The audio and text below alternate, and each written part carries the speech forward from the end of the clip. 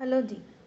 क्या डिस्कस करने वाली हूँ मैं आपके साथ सिक्योरिटी वैल्यूएशन वाले चैप्टर को डिस्कस करने वाली हूँ। चैप्टर बहुत इजी है लेकिन आपको एग्जाम में 8 मार्क्स देगा, तो आपको ये कोशिश करनी है कि यहाँ से आप अपना एक भी मार्क्स लूज़ ना करें, क्योंकि 8 मार्क्स हमारे लिए बहुत बड़ी बात होती है और बहुत ही ईजी चैप्टर है। इसलिए मैं आपसे रिक्वेस्ट करती हूँ, प्लीज़ मुझे बहुत अच्छे से सुनना, सब समझ में आएगा। सबसे पहले क्या होता है ना, डिविडेंड बेस्ड मॉडल बचपन से पढ़ा है, ठीक है। बचपन से मतलब कि जब से हमने ये सीए वाली जर्नी देखी है ना, हमने जब इंटर में आए, हमारी एफए में कोई एक सब्जेक्ट हुआ करती थी, उसमें हम देखते थे कि किस तरीके से प्राइस निकाली जाती है, वो भी D1 को यूज़ कर कर। ध्यान रखना, अगर आपको क्वेश्चन में दे रखा है, यहाँ पर हम सब कंफ्यूज हो जाते हैं कि अगर हमें डिविडेंड पेड दे रखा है तो पक्की बात है वो डिविडेंड पेड जो होगा वो D0 होगा, तो हमें 1+G करना पड़ेगा। और अगर हमने बोला कि हमने क्या करना है, एक्सपेक्टेड टू पे, ठीक है, एक्सपेक्टेड डिविडेंड दे रखा है, तो एक्सपेक्टेड डिविडेंड से हमें क्या करना है, D1 देखना है कि वो D1 होगा, ठीक है। तो ये हमको समझना है। उसके बाद क्या होता है ना, अर्निंग का भी मॉडल ऐसे ही लगता है, लेकिन ये B क्या है एक बार ये बता दो। देखो ये 1 - B सिंपल सा मीनिंग होता है कि भाई साहब, हम अगर आपसे कहे कि आप 10 रुपये कमाते हो, ठीक है, और 10 रुपये में से अगर आप 2 रुपये का डिविडेंड दे देते हो, तो आप कितना कमाते हो? आप बोलोगे हम 8 रुपये कमाते, बस वही नहीं, नेट है ये, यहाँ पर वही नेट है, यहाँ पर उसी नेट को लेकर उन्होंने बात कर रखी है, ठीक है, कि भाई हमारी ईपीएस जो है, हमारी अर्निंग जो है, हम अगले साल कितना कमाएंगे, तो हमारी फर्म में कितने रखेंगे।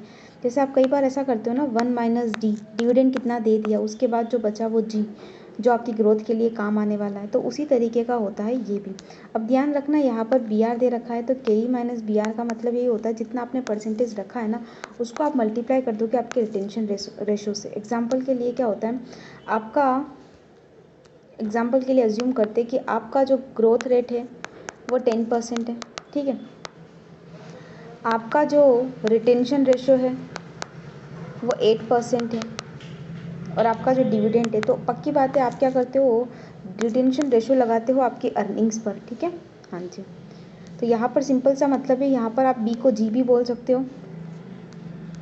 G का मतलब सिंपल सा है, जो आपका रिटेंशन रेशो है, जो आपका रिटेंशन रेशो है into return on equity, retention ratio into return on equity, retention ratio into return on equity.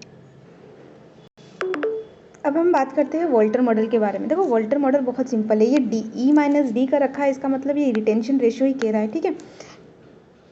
क्योंकि अगर आप 10 रुपये कमाएंगे और अगर 2 रुपये डिविडेंड में दे देंगे, तो पक्की बात है आपने अपने पास 8 रुपये बचाया होगा। क्या आपको इस 8 रुपये को प्रेजेंट वैल्यू पर लाना होगा और उसे R से मल्टीप्लाई करना होगा। सर ये R का मतलब होता है रिटर्न ऑन इक्विटी, हम कितना कमाएंगे। क्योंकि मेरी बात सुनो, क्या आपने 8 रुपये बचाया तो आप 8 रुपये जो है वो पूरा कमाएंगे क्या? नहीं सर, 8 रुपये भी हमारा एक इक्विटी पर रिटर्न कमाने का एक स्टैंडर्ड है कि हम जो है जितना पैसा लगा रखा उसका 10% 20% कमाते, तो उतना ही परसेंट कमाएंगे।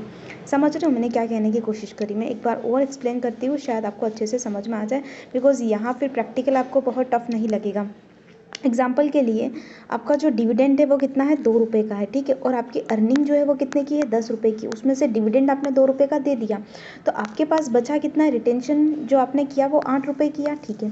अब 8 रुपये पर क्योंकि आप कमाएंगे आर मतलब रिटर्न ऑन इक्विटी, जितना आप इक्विटी पर रिटर्न कमाते, और डिवाइड बाय के ही करेंगे क्योंकि उसको प्रेजेंट वैल्यू पर लाना पड़ेगा, और फिर इस पूरे को के ही करेंगे ताकि आप इस पूरे को प्रेजेंट वैल्यू पर ला सके। That is a Walter model. उसके बाद हमें प्राइस अर्निंग रेशियो पता चलता है, जिसको हमने मर्जर वाले चैप्टर में और अच्छे से पढ़ना है, काफ़ी सारे क्वेश्चन सॉल्व करने हैं, ठीक है।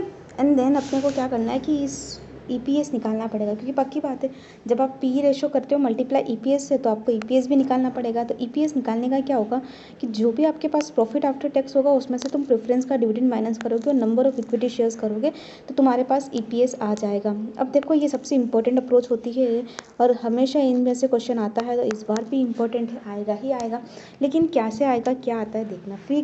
हम क्या बात करते हैं, free cash flow of firms.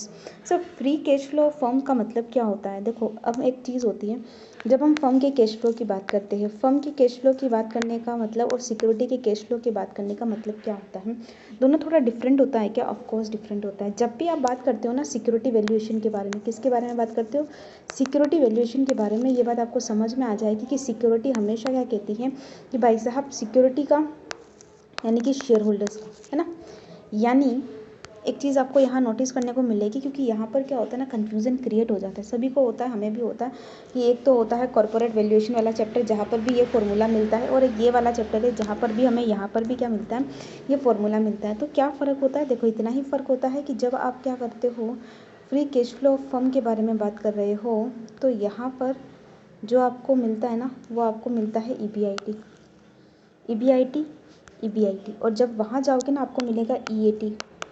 यानी जब आप पूरे फर्म के बारे में बात करोगे, किसके बारे में, फर्म के बारे में, तो आपको यहाँ पर ये पता लगेगा कि फर्म मतलब कि ऑपरेटिंग इनकम, फर्म माने ऑपरेटिंग इनकम। और जब आप शेयर होल्डर के बारे में बात करेंगे ना, शेयर होल्डर्स के बारे में, शेयर होल्डर्स मतलब EAT। और सही पर भी है, देखो मैं बताती हूँ कैसे सही है, इसको इस लॉजिक से समझो, शायद आपको समझ में ज़्यादा आएगा कैसे सही है। जब मैं आपसे कहूँ कि एक फर्म ने कितना कमाया और एक शेयर होल्डर ने कितना कमाया, क्या बोलोगे, एक फर्म ने कितना कमाया, दैट इज़ उसकी ऑपरेटिंग इनकम, ठीक है, लेकिन एक शेयर होल्डर ने कितना कमाया, आप बोलोगे मैम ऑपरेटिंग इनकम इतना तो हुआ, उसमें से लेस करोगे इंटरेस्ट, तो तुम्हारे पास जो भी आएगा उसमें से माइनस करोगे टैक्स, तुम्हारे पास जो भी आएगा उसमें से माइनस करोगे क्या बोलते हैं टैक्स, उसमें से माइनस करोगे प्रेफरेंस शेयर का डिविडेंड, है ना, उसके बाद जो भी आएगा उसमें माइनस करोगे इक्विटी का, है ना, उसके बाद तुम्हारे पास आएगा EPS। तो समझ में आ रहा है, तुम यहाँ पर आकर जो तुम्हारे लिए बचता है ना, वो इक्विटी वालों का होता है, मतलब तुम यहाँ पर आकर देखते हो एंड पर। तो जब भी तुम्हें कैश फ्लो फ्रॉम फर्म पूछे ना टू फर्म, तो फिर फर्म के लिए नेट इनकम जो होती है वो ऑपरेटिंग इनकम होती है। अब मेरी बात सुनना, क्या होता है कि ये कहता है कि मान लीजिए हमने नेट इनकम लिखा, नेट इनकम मने हमने तो ये लिख दिया ना, हमने तो ये लिख दिया नेट इनकम मने जो यहाँ टैक्स के बाद निकल के आता है। तो पक्की बात है नेट इनकम हमने लिखा है, यानी कि हमने EAT लिखा है, तो हमें क्या करना पड़ेगा, ऐड करना पड़ेगा। क्या ऐड करना पड़ेगा, चूँकि हम इंटरेस्ट लेस कर चुके हैं, हम इंटरेस्ट ऐड करना पड़ेगा, और इंटरेस्ट में चूँकि हम टैक्स का बेनिफिट ले चुके हैं, तो हम क्या करेंगे, बेनिफिट तो यहाँ पर भी लेंगे, ठीक है। उसके अलावा जो डेप्रिसिएशन नॉन कैश होता है उसे ऐड किया जाता है। उसके बाद जो भी आप कैपिटल एक्सपेंडिचर करते हो उसे आपको लेस करना पड़ता है, और जो भी आप चेंज इन वर्किंग कैपिटल में पैसा लगाते हो उसको भी आपको लेस करना पड़ता है। तो हमेशा ध्यान रखना कि अगर free cash flow of firm पूछा है तो आपको EBIT पे कैसे भी करके आना है। नेट इनकम दे रखी है, इसका मतलब EAT दे रखा है, EBIT इटसेल्फ दे रखा है, तो कोई मतलब नहीं है EBIT 1 माइनस टैक्स कर देने का, सीधा EBIT 1 माइनस टैक्स कर देने का अगर इंटरेस्ट नहीं है तो, ठीक है। उसके बाद डेप्रिसिएशन निकाल देने का, डेप्रिसिएशन ऐड कर देने का। और ध्यान रखना EBIT जैसे निकलता है ना वैसे ही निकालोगे, यानी कि EBIT में पहले डेप्रिसिएशन माइनस होता है, फिर EBIT आता है, फिर डेप्रिसिएशन को वापस ऐड करोगे, क्योंकि तुम टैक्स बेनिफिट पर्पज़ के लिए होते हो ना, पूरा का पूरा जो कैलकुलेशन होता है ना व्यवस्थित वाला उसी को करोगे जो टैक्स बेस में होता है। उसके बाद मेरी बात सुनो, मैंने बोला कि EBITDA सर ये क्या होता है, EBITDA बोलते हैं, EBITDA इसको क्या बोलते हैं कि हम EBIT तो ले रहे हैं लेकिन डेप्रिसिएशन और अमोटाइजेशन से पहले, विच मीन्स यहाँ डेप्रिसिएशन और अमोटाइजेशन से पहले ले रहे हैं। तो एक्चुअली हम क्या करते हैं, डेप्रिसिएशन हमने क्या नहीं किया होता है, लेस नहीं किया होता है, तो हमें ऐड करने की भी ज़रूरत नहीं है। अब आप बोलोगे मैम ये ऐड क्या कर रखा है, एक्चुअली ये ऐड कुछ नहीं कर रखा है, ये ऐड जो है वो टैक्स बेनिफिट है। जैसे 10 रुपये में तुमने जो है 30% यानी कि 3 रुपये का टैक्स बेनिफिट किया, तो इसका मतलब तुम्हारी 3 रुपये की इनकम ज़्यादा हुई, वो है। यहाँ का कोई डेप्रिसिएशन ऐड नहीं, यहाँ पर सिर्फ वो टैक्स एक्सपेंडिचर को ऐड कर रखा है। उसके बाद तुम्हारे पास एक और आता है, ये EEFC में आता है। ये कहता है मतलब अगर आपके पास इक्विटी दे रखा है, जैसे cash flow free from equity दे रखा है, तो इक्विटी के बाद क्या करना है तुम्हें, फर्म के लाने के लिए क्या, इक्विटी में इंटरेस्ट भी माइनस होगा, इक्विटी में इंटरेस्ट भी माइनस होगा, तो तुम सिर्फ ऐड करना, ठीक है, 1 माइनस T, ठीक है। तो तुम सिर्फ ऐड करोगे इंटरेस्ट 1 माइनस T। एक चीज़ ध्यान रखना यहाँ पर,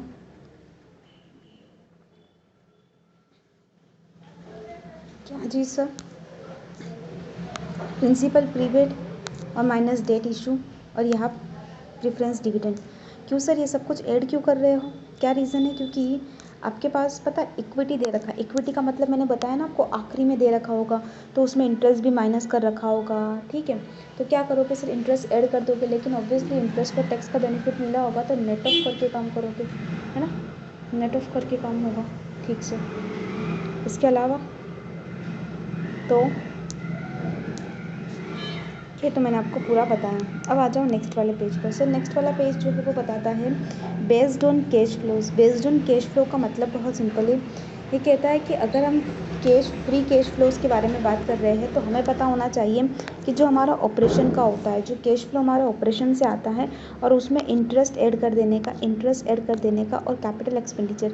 सर ये इंटरेस्ट ऐड करने के बारे में क्यों कह रहा है? क्योंकि ये कह रहा है कि भाई साहब ऑपरेशन से आने वाला free cash flow from operation का मतलब होता है जो आखिरी में आता है, तो उसमें क्या होता है ना, इंटरेस्ट ऐड कर चुके होते हैं। तो भाई नेट ऑफ जो इंटरेस्ट होता है ना, tax net of tax interest होता है वो ऐड कर दो वापस से और कैपिटल एक्सपेंडिचर लेस कर दो। ठीक है, ठीक सर। उसके बाद यहाँ पर हमें बॉन्ड के बारे में बता रखा है कि अगर आप बॉन्ड का वैल्यूएशन करने जा रहे हो, कुछ मत करना, बॉन्ड पर मिलने वाला इंटरेस्ट और उसके आखिरी में मिलने वाली फ्यूचर वैल्यू उसको प्रेजेंट वैल्यू पर लेकर आ जाओ। ठीक है। उसके बाद ड्यूरेशन ऑफ बॉन्ड जो है वो क्या कहता है? वो कहता है एक तो होता है मैक्ले ड्यूरेशन। मैक्ले ड्यूरेशन बोलता है ईयर, कैश फ्लो और present value. Year, cash flow और प्रेजेंट वैल्यू। ठीक है। तो यहाँ पर तुम्हें प्राइस निकल के आ गई। अब आता है modified duration. Sir modified duration पता है क्या बोलता है? एक होता है जब तुम ये जो इसको पता है ड्यूरेशन भी बोलते हैं, ड्यूरेशन ऑफ बॉन्ड, इसे मैक्ले ड्यूरेशन भी बोलते हैं।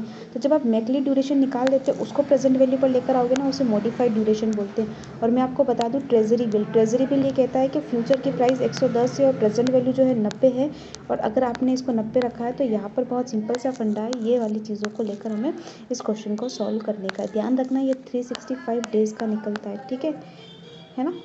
ठीक सर, दैट इज़ ओके।